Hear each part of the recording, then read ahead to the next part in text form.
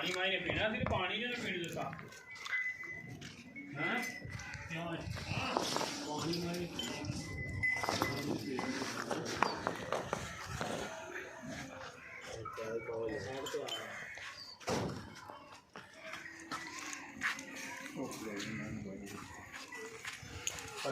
सीधा कर मुँह पर